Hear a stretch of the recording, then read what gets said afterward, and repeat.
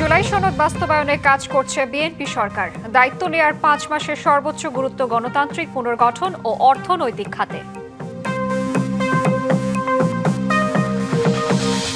গণভোটের রায় বাস্তবায়নে ব্যর্থ হলে সরকারকেও ব্যর্থ করে দেওয়ার হুঁশিয়ারি জামায়াত আমিরের।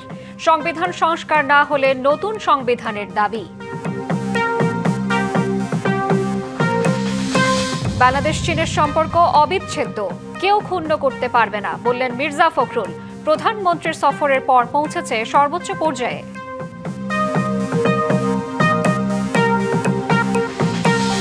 বন্যা পরিস্থিতি নিয়ন্ত্রণে খুলে দেয়া হলো কাপ্তাই বাঁধের 16 জলকপাট।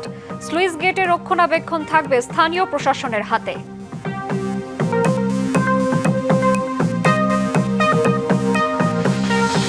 আবার উত্তপ্ত মধ্যপ্রাচ্য। যুক্তরাষ্ট্রের মিত্র দেশগুলোর ঘাঁটিতে হামলা জোরদার করেছে ইরান। পাল্টা হামলা ওয়াশিংটনের।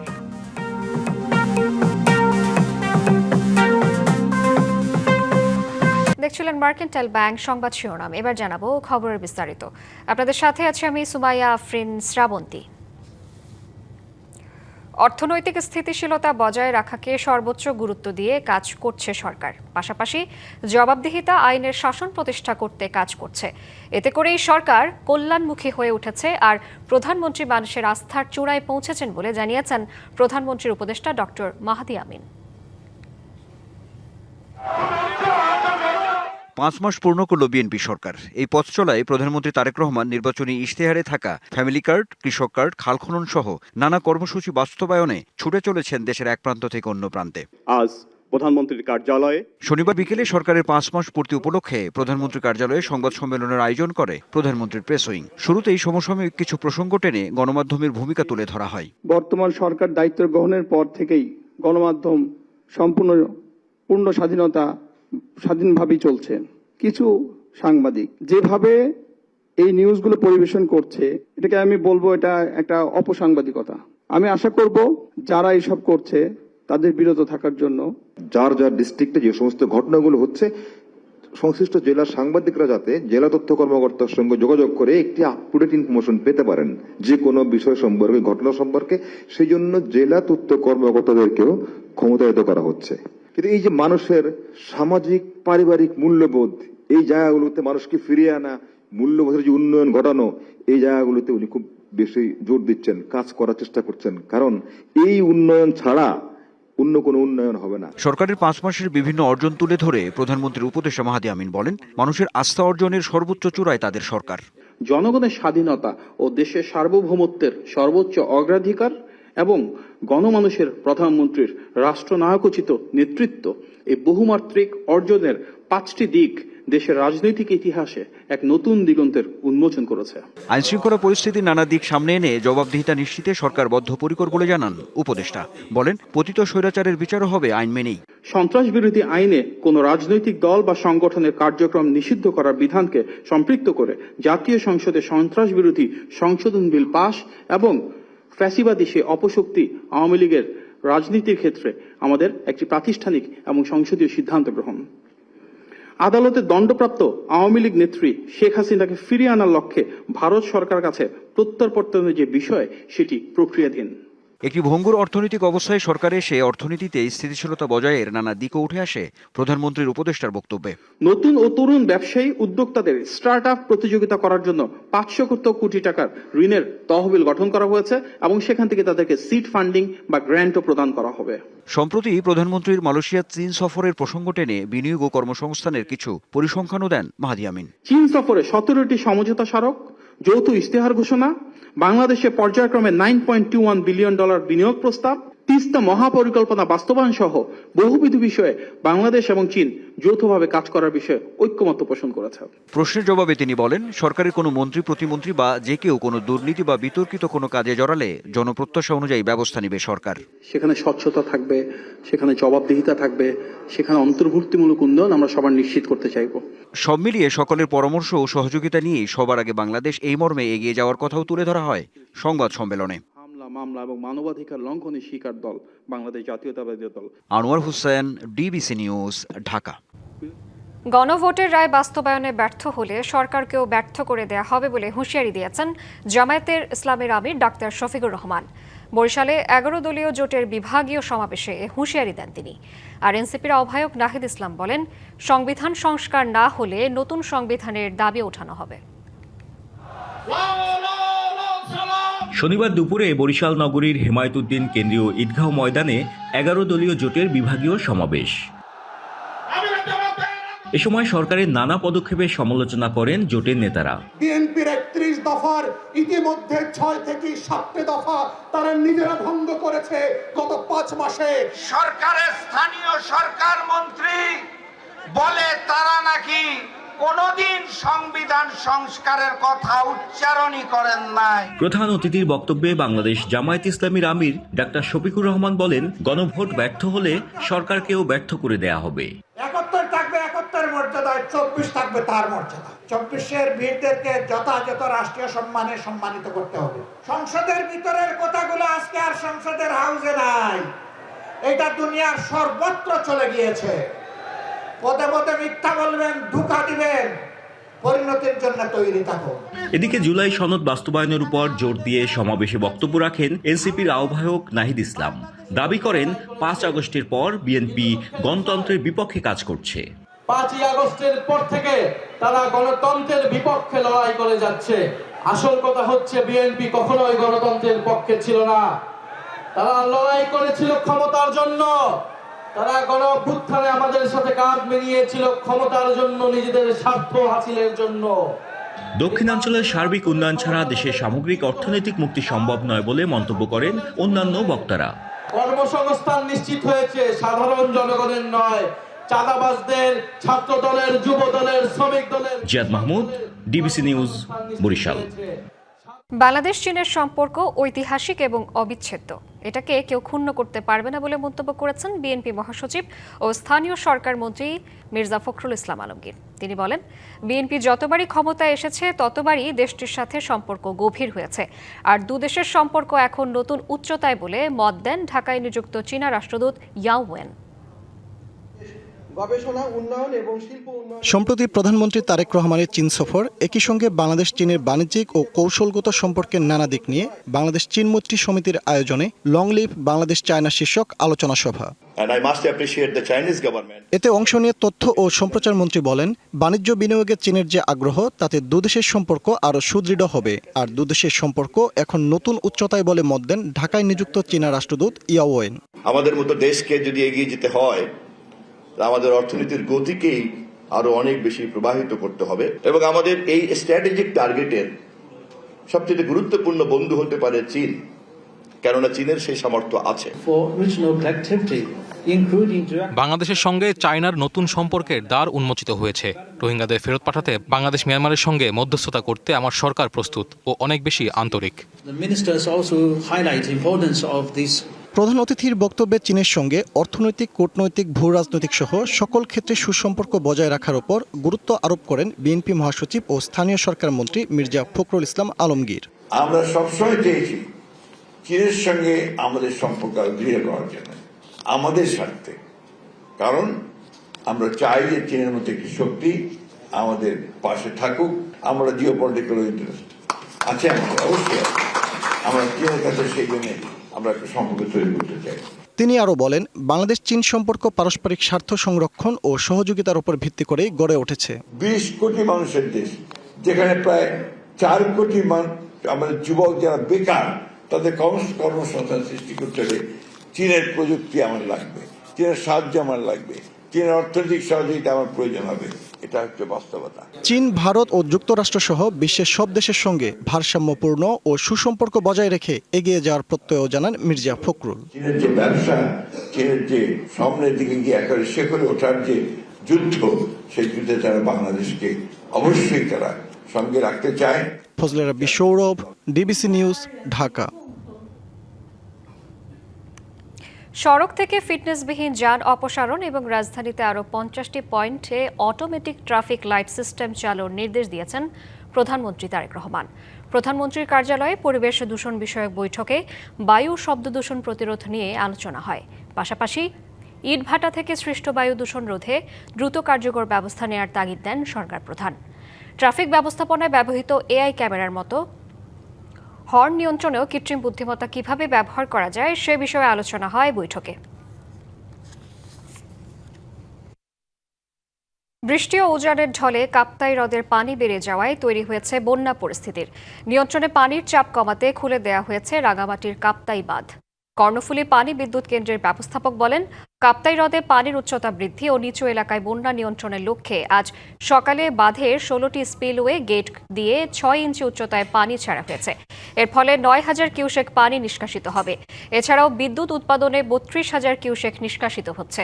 কর্ণফুলী পানি বিদ্যুৎ কেন্দ্রের নিয়ন্ত্রণ কক্ষের তথ্য মতে বর্তমানে কাপ্তাই লেকে 104.09 ফুট MSL পানি রয়েছে। কাপ্তাই বাঁধের সর্বোচ্চ পানির ধারণ ক্ষমতা 109 ফুট MSL হলেও 108 ফুট হলে বিপদসীমা হিসেবে ধরা হয়।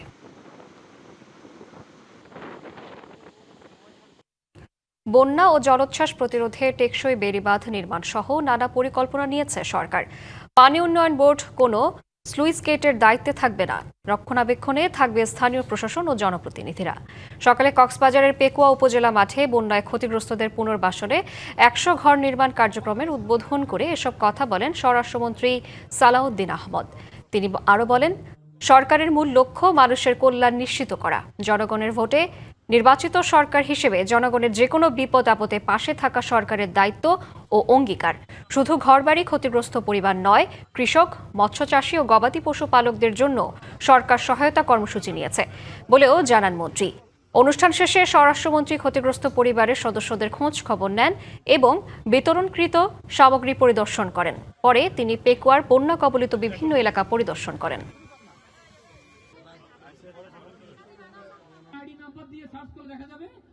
স্থায়ীভাবে বন্যা প্রতিরোধের কোনো মহাঔষধ আজ পর্যন্ত আবিষ্কার করা যায়নি। আমাদের যে সমস্ত করণীয় তা হচ্ছে আমরা বেড়িবাঁধগুলো মোটামুটি স্থায়ী রূপ দিতে পারি, তাহলে বেড়িবাঁধ রক্ষা করা যায়। অভ্যন্তরীণ পানি নিষ্কাশনের জন্য খালের মুখ যেগুলো বন্ধ করা আছে তার মুখে স্লুইস গেট নির্মাণ করে যাতে পানি নিষ্কাশন করা যায়। যে পানি উন্নয়ন বোর্ড কোনো রকমের কোনো স্লুইস গেট ম্যানেজমেন্টের দায়িত্বে থাকবে না।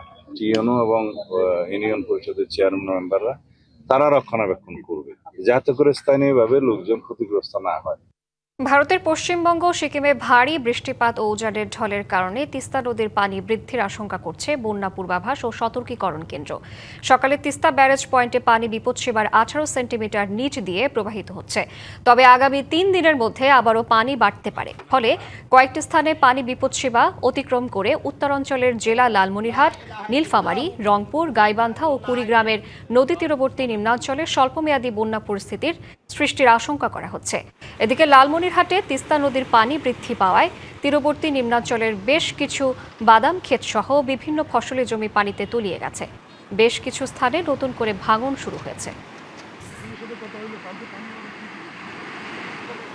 দেশে 24 ঘন্টায় হামের উপসর্গ নিয়ে আরও 4 শিশুর মৃত্যু হয়েছে। এ নিয়ে গত 15 মার্চ থেকে এ পর্যন্ত হামের উপসর্গে মারা গেছে 689 জন এবং নিশ্চিত হামে মৃত্যু হয়েছে 95 জনের। আর এ সময় সব মিলিয়ে মৃত্যুর সংখ্যা দাঁড়িয়েছে 784। শনিবার স্বাস্থ্য অধিদপ্তর এ তথ্য জানায়। গেল 24 ঘন্টায় নতুন করে হাম ও হামের উপসর্গে আক্রান্ত হয়েছে 773 শিশু। গত 15 মার্চ সারা দেশে হাম ও হামের উপসর্গ নিয়ে 99,249 জন হাসপাতালে ভর্তি হয়েছেন।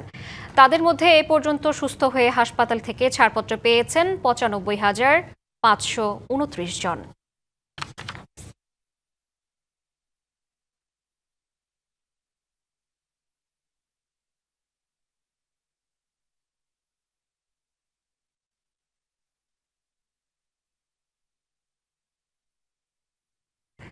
বিগত সময়ে রাজনৈতিকভাবে পরিচালনার কারণে দেশের চিকিৎসা ব্যবস্থা ক্ষতিগ্রস্ত হয়েছে। এ কারণে দেশের চিকিৎসা খাত থেকে ব্রেন ড্রেন হয়েছে।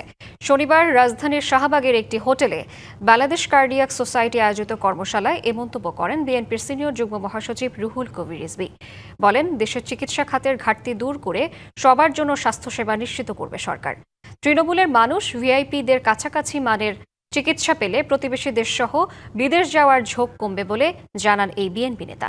এ সময় রুহুল কবির রিজভী আরও জানান, বিদেশি চিকিৎসকদের চেয়ে কোনো দিক থেকে পিছিয়ে নেই দেশের চিকিৎসকরা।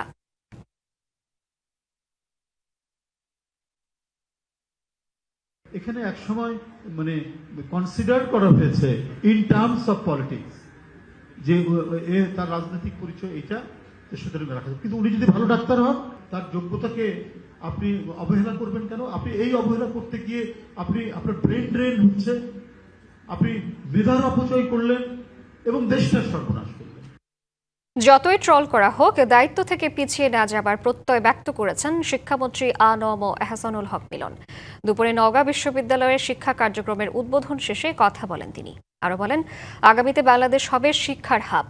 সরকার সেভাবেই কাজ করে যাচ্ছে। শিক্ষা খাতের টেকসই উন্নয়নে আন্তরিকভাবে কাজ করছে সরকার। যে যত ট্রলই করেন না কেন, যে যত অপবাদই করেন না কেন, আমাদের সঠিক দায়িত্ব থেকে আপনারা বিচ্যুত করতে পারবেন। আপনারা আপনাদের অবস্থানে কঠিন থাকুন, লেখাপড়া আমাদের করতেই হবে এবং তার মান উন্নয়ন আমাদের করতেই হবে। রাজধানীর মতিঝিল সবুজবাগ এলাকার শীর্ষ সন্ত্রাসী তানিম রেজা বাপ্পি সহ তার 4 সহযোগীকে গ্রেফতার করেছে পুলিশ। তাদের কাছ থেকে উদ্ধার করা হয়েছে 3টি বিদেশি আগ্নেয়াস্ত্র ও গুলি। পুলিশের একটি সূত্র জানিয়েছে, কলকাতায় পলাতক অপরাধী শীর্ষ সন্ত্রাসী মোল্লা মাসুদ, ইখতিয়ার এবং দুবাইয়ে পলাতক জিসান মানিক গ্রুপের সঙ্গে যোগাযোগ রক্ষা করে বিচ্ছিন্ন বিভিন্ন অপরাধমূলক কর্মকাণ্ড পরিচালনা করে আসছিল বাপ্পি। গত কয়েক মাস ধরে রাজধানীর মতিঝিল সবুজবাগ এলাকায় নানা অপকর্মে বাপ্পি ও তার সহযোগীদের জড়িত থাকার তথ্য আসছিল পুলিশের কাছে। সবশেষ তারা মতিঝিল থেকে এক ব্যবসায়ীকে তুলে নিয়ে যায়, যা ধরা পড়ে সিসিটিভি ফুটেজে। পরে গুরুতর আহত অবস্থায় সবুজবাগ এলাকা থেকে ওই ব্যবসায়ীকে উদ্ধার করে পুলিশ। এমন পরিস্থিতিতে শুক্রবার মতিঝিল এলাকায় অভিযান চালিয়ে তাদের গ্রেপ্তার করা হয়। প্রাথমিক জিজ্ঞাসাবাদের ভিত্তিতে শীর্ষ সন্ত্রাসী বাপ্পির কথিত অফিস থেকে একটি বিদেশি রিভলভার, 2টি পিস্তল, 7 রাউন্ড গুলিসহ আরও কয়েকটি দেশীয় অস্ত্র জব্দ করা হয়। বাপ্পি আর এক শীর্ষ সন্ত্রাসী ইখতিয়ারের ভাগ্নে এবং জিসানের ঘনিষ্ঠ সহযোগী হিসেবে পরিচিত। 2002 সালে দুবাইয়ে থাকা শীর্ষ সন্ত্রাসী জিসানের সহযোগী হিসেবে মতিঝিল এলাকায় কার্যক্রম শুরু করে বাপ্পি। রাজধানীর মতিঝিল সবুজবাগ এলাকায় টেন্ডারবাজি, প্রভাব বিস্তার, ভয়ভীতি প্রদর্শন সহ বিভিন্ন অপকর্মে জড়িত ছিল বাপ্পি। মতিঝিল থানার এলাকার হোটেল পূর্বাণী সংলগ্ন এলাকা থেকে তানিম রেজা ওরফে বাপ্পিকে গ্রেপ্তার করা হয় এবং তার সাথে আরও 3 সহযোগীকে গ্রেপ্তার করা হয়। মতিঝিল সবুজবাগ এই বেল্টে আপনার এই কার্যক্রমগুলি চলমান রেখেছিল, সন্ত্রাসী কার্যক্রমগুলি। সন্ত্রাসী বাপ্পির বিরুদ্ধে হত্যাচেষ্টা, অপহরণ, মাদক ও নারী নির্যাতন সহ বিভিন্ন থানায় অন্তত 7টি মামলা রয়েছে। তার নামে মোট 7টি মামলা আছে চলমান। তো এর সাথে আরও এই 2-3টা মামলা সংযুক্ত হবে। এর আগেও বিভিন্ন মামলায় তাকে গ্রেপ্তার করা হলেও জামিনে বেরিয়ে আবারও অপরাধমূলক কর্মকাণ্ড চালাতো বাপ্পি। ঢাকা শহরের আইন শৃঙ্খলা রক্ষা করার জন্য আমরা যে সার্বিকভাবে টিম ডিএমপি হিসাবে অপারেশন পরিচালনা করতেছি। Farhaduzzaman, DBC news, Dhaka. বিএনপির উচিত হবে ইতিহাস থেকে শিক্ষা নিয়ে বিচার বিভাগকে ঢেলে সাজাতে আরও বেশি মনোনিবেশ করা। এমনটা মন্তব্য করেছেন বিপ্লবী ওয়ার্কার্স পার্টির সাধারণ সম্পাদক সাইফুল হক। বলেন, বিএনপি যখন বিরোধী দলে বসবে তখন যেন বিচার বিভাগ নিয়ে আর কান্নাকাটি করতে না হয়। সকালে রাজধানী ঢাকা রিপোর্টার্স ইউনিটিতে গণ অভ্যুত্থানের 2য় বার্ষিকী উদযাপন উপলক্ষে আলোচনা সভায় এসব কথা বলেন তিনি। স্বাধীন, কার্যকর, নিরপেক্ষভাবে বিচার ব্যবস্থাকে ঢেলে সাজানোর বিষয়ে দেশের জনগণ আশাবাদী মন্তব্য করে বলেন, 24 পরবর্তীতে সবাইকে স্বাধীনভাবে কাজ করার জায়গা তৈরি করে দেয়া সরকারের দায়িত্ব।